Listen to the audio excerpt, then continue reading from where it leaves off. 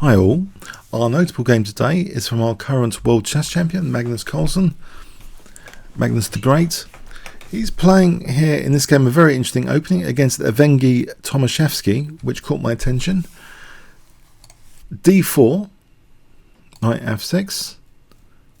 So Magnus is white, knight f3. Magnus adopts here the London system, which I've often joked should be against the Geneva Convention for chess players, never to play the London system. So why is Magnus Carlsen playing this? I thought it was reserved for just blitz or rapid chess as a surprise weapon, and now it turns up in a classical game. Well, Kamsky's been playing the London system for years, so it can't be that bad if there's any strong grandmasters playing such a setup. I guess the idea is to reach a reasonable middle game position without too many issues, avoid the theoretical debates. We are in an age of great communication technology, so opening theory evolving so quickly, but Magnus just wanted to play without a theoretical debate perhaps, and it is a safe way of reaching a decent position. We have b6 being played here from black. A little bit more popular is actually c5. Let's have a look in live book c5 how this goes. Like this, the bishop actually goes here in this position, believe it or not. So you get, there's a lot of games here. There's over 300 from this position. But yeah, b6 is a move as well. It's pretty popular. Sorry, here, a move 3 b6 from Tomashevsky. So we have e3, bishop b7,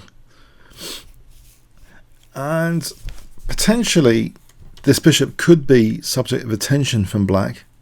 Black could try and win that bishop with a sneaky move like knight h5. We see this move h3 here, which is quite popular, giving the bishop h2 to retreat to if needed, but also sometimes it might, in the right circumstances, support g4. We have bishop e7, and quite often played as knight bd2, but bishop d3. We get the dreaded triangle soon. The pawn triangle with c3 is going to happen. After c5, we have it here, c3. So,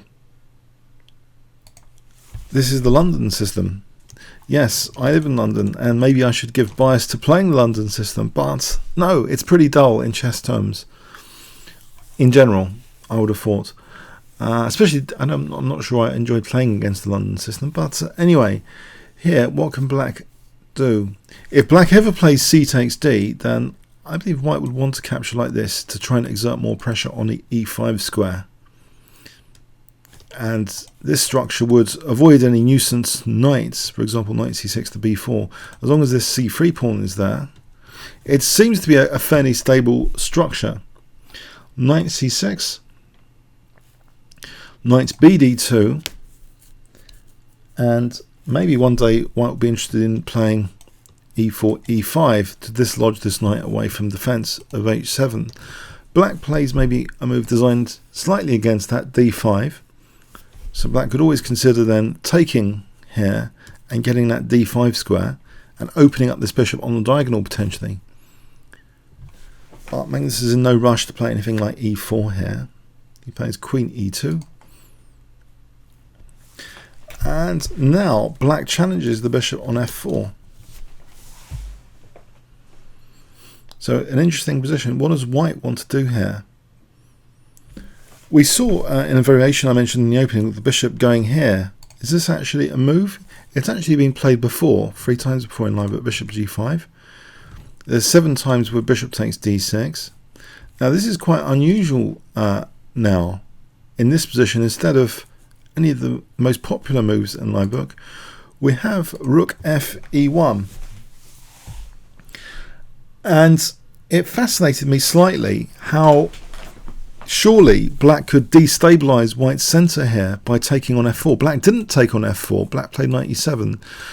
And I'll just show you bishop takes f4 for a moment, because I would have thought e takes, c takes, and this c3 is defending b4, but white is not obliged to play c takes d4 here.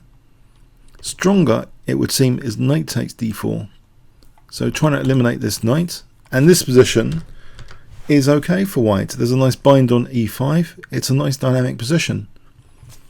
So I guess I'm teaching London system players here, or if you want to ever play this opening, that if you play c takes d4 here, I think this is inferior.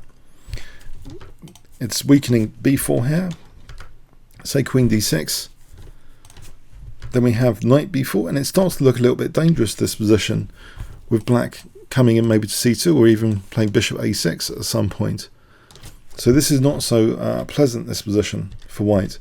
But yeah, I think the idea must be knight takes d4 here. But this wasn't tested. This destabilization of this dreaded pawn triangle was not tested. We have knight e7, and now a centralizing move which puts the rooks close to each other in the center. Hello, hello. Very friendly rooks, and it looks as though white's got a nice position from a central perspective, if nothing else. And it seems as though white is ready for, potentially with the rook lined up against the queen, for some action on the d file. We have black playing knight g6, and here it seems as though Magnus is aiming to simplify with a view for trying to keep this bishop hemmed in behind this pawn. Some forced simplification moves now. Bishop takes g6. So goodbye to the potentially attacking bishop, but it was pretty solid for black over there anyway. And now bishop takes d6. Queen takes d6. And now entrenching the knight on e5. And it looks as though white might be following up with f4 here, or even maybe h4. And this would be difficult for black, unpleasant. After f4, black, it seems, is concerned about white strengthening the grip with f4. Maybe this is a slight overreaction, this next move, move 15, against something like f4. Black played what you might consider slightly surprising g5. Does that look like a solid move from black? It's interesting, especially in related to the discussion about destabilizing the dreaded triangle, because does it attempt to destabilize the triangle here? If ever white plays f4, surely then we could have g takes and destabilize with c takes to get that b4 square, if nothing else. Is that really the case? Just before we get into that, could black have played more simply here? Note the bishop is hemmed in, and the knight really doesn't want to come to e4. That would leave a potentially good knight versus bishop scenario. Let's just imagine that this scene here, if black didn't play g5. Let's say black just a5 or queen e7. a5. f4 would seem interesting, and you might wonder, well, what's the follow-up? Let's say black does a nothing move. Can white get some attacking initiative? Well, there's a nasty pin here for a start. Let's get out the pin. Well, this sort of position might start to be scary. If you look at this, and this might help explain some of the reasoning behind g5. White would seem to be simply going for knight g5 here, ahead of the double pawns, just cruelly after h7. And then knight g4, and this starts to look really scary for black. So this position does already look dangerous. Maybe this is what black had in mind. So we have the surprising looking g5. But despite the potential destabilization of the triangle, f4 is played here. This is an amazing concept. In a way, a quietly effective but deadly concept we're about to witness here. Okay, why? Well, after g takes f4, what would you play in this position? Turn this off on me. This is the position at move 17. White to play. What would you play here if I give you 5 seconds to pause the video? And remember, in the philosophy of a London system player, you played the dreaded pawn triangle not for have it to be destabilized totally, at least not with some compensation.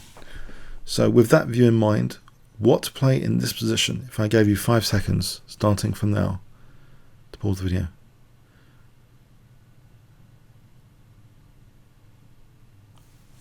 Okay, not E takes F4, because then C takes, and black's gaining some squares here potentially, and that C file could be useful for black as well, coming in maybe to C2 later potentially. No, instead we have much more dynamic aggressive move, Rook F1, a temporary pawn sack. Simple but deadly, potentially. And you might wonder why. Why is this so dangerous? This is a particularly dangerous position here. If black, okay, let's have a look at some options. F takes, gaining a pawn. White is immediately threatening things like rook takes F6. With the idea of a strong kingside attack. This is a dangerous position to try and defend here. Let's just check this. Black didn't fancy it, but you know, maybe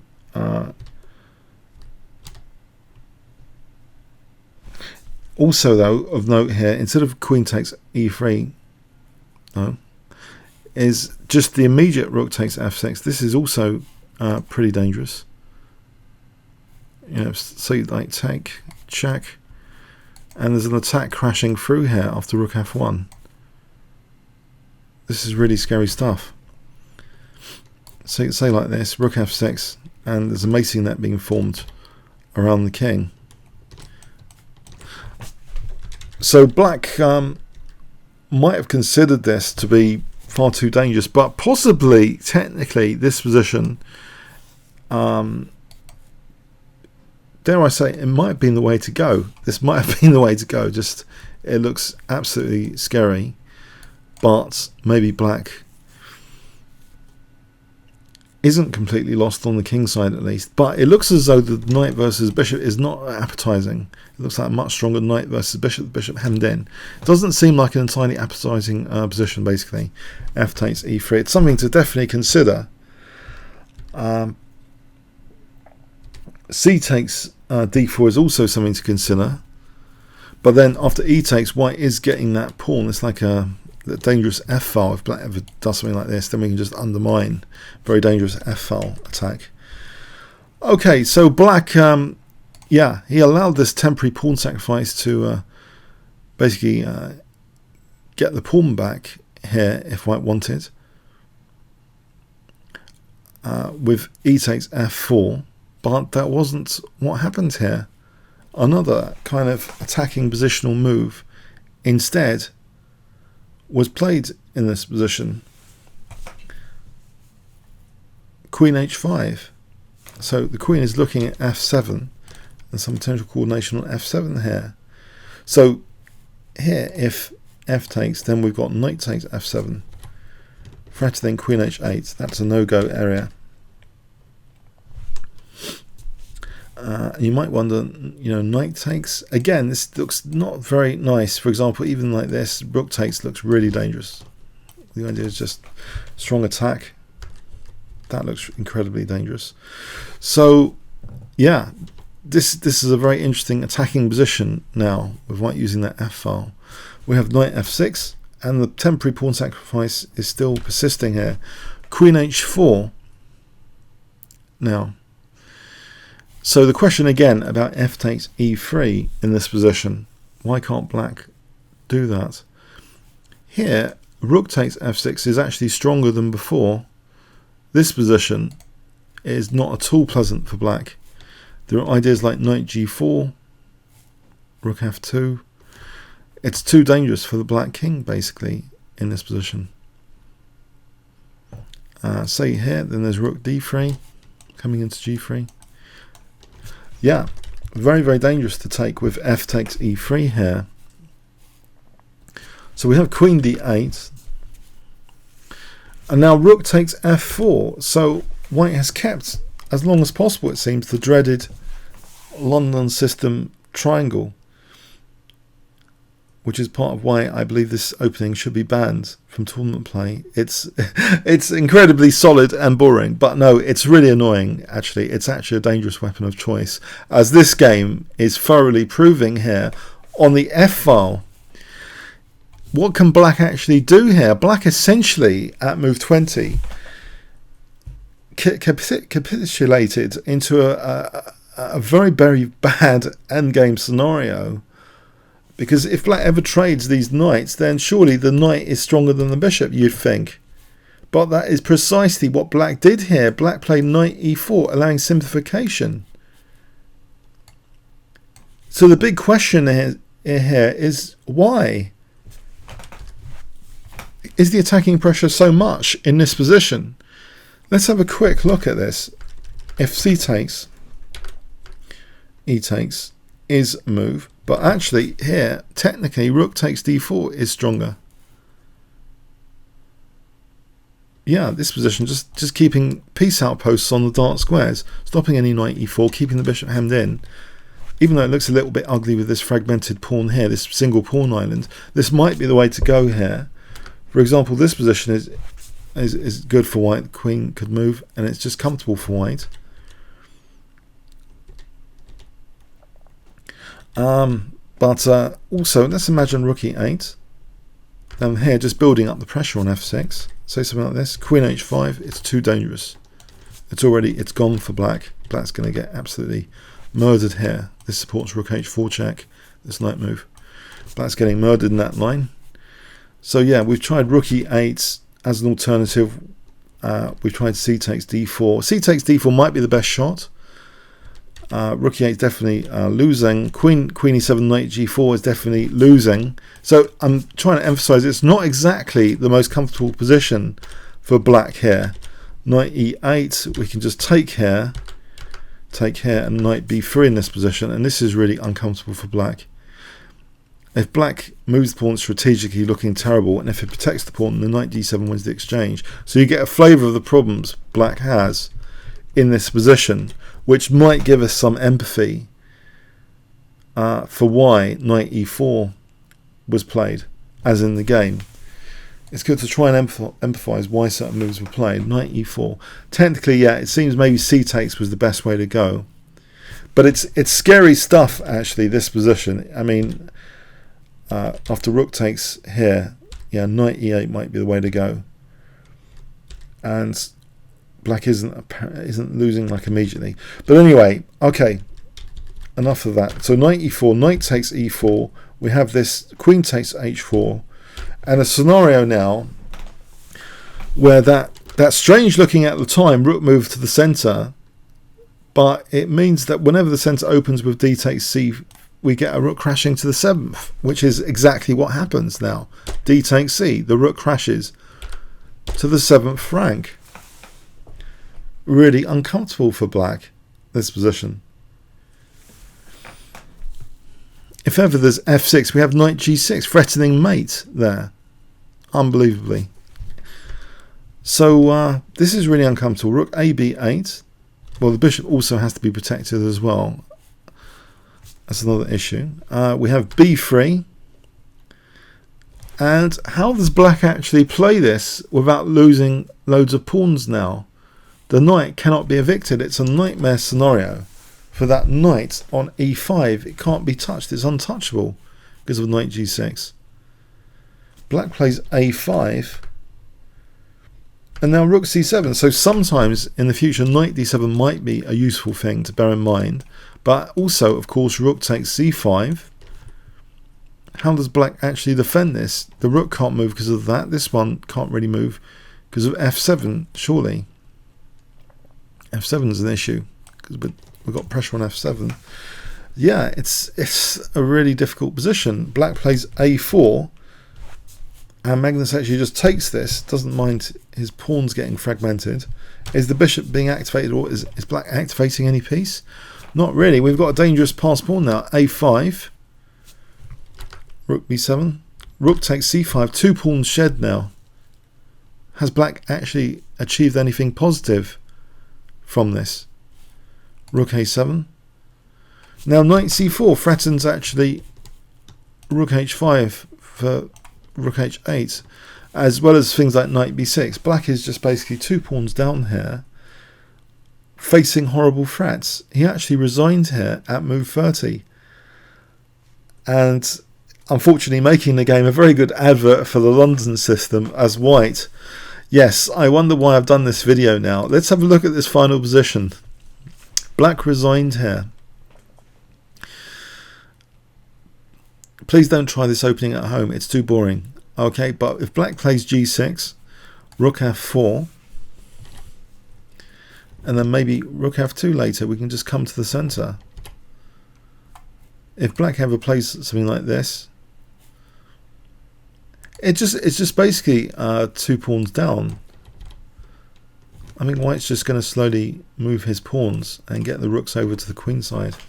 It's a slow just consolidation exercise, I believe, in this position, because yeah, this threat can be parried with g6. But yeah, it's 2 pawns up.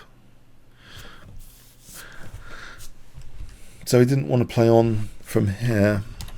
Black didn't want to play on from here. Okay, let's just review this game intuitively for a moment. What on earth happened? Magnus seems to play simply in this game.